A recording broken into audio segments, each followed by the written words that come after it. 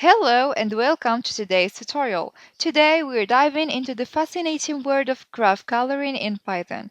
But first, let's understand the problem statement.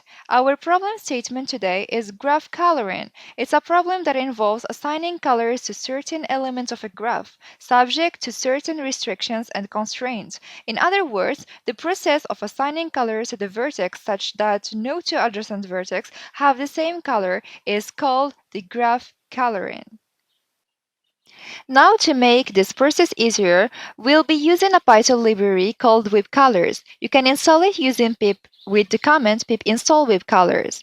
This library will help us work with color names in our graph coloring algorithm. Let's get into our code.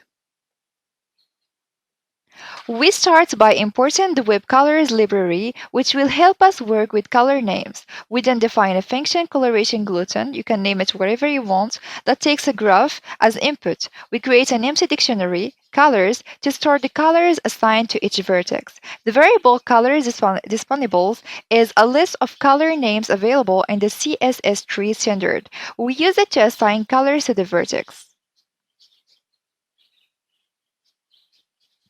Then we have a loop. We loop through each vertex in the graph. For each vertex, we check its neighbors and create a list of colors that have already been assigned to the neighbors.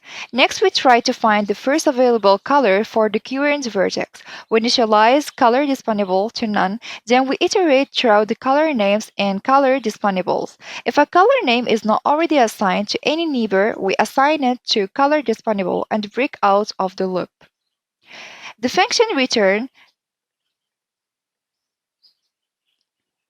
the function returns the color dictionary which contains the color assigned to each vertex in the graph.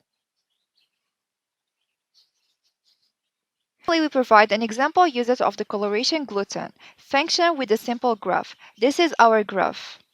The code assigns colors to the vertex and prints the result. And this is the result of our algorithm.